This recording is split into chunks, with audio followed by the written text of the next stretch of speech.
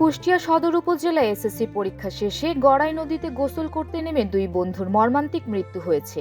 Huts Haripur ইউনিয়নের Haripur bridge এলাকায় এ ঘটনা ঘটে। নিহতরা একই এলাকার সাইফুল ইসলামের ছেলে অপূর্ব ইফতি তাইফের বয়স 18 ও নুরুল ইসলামের 19 বছরের ছেলে সাকিবুল ইসলাম।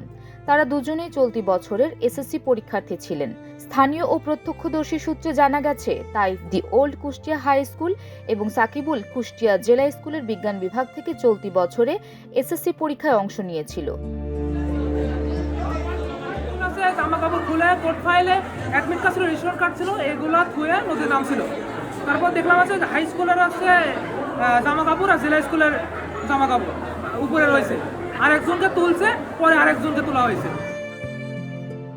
পরীক্ষা শেষ করে তারা দুই বন্ধু গড়াই নদে গোসলে নামে। বিষয়টি স্থানীয়রা টের পেলে তাদের দুজনকে উদ্ধার করে কুষ্টিয়া জেনারেল হাসপাতালে নিয়ে গেলে চিকিৎসক তাদের মৃত ঘোষণা করেন। এ ঘটনায় পরিবার ও এলাকা জুড়ে শোকের ছায়া নেমে এসেছে।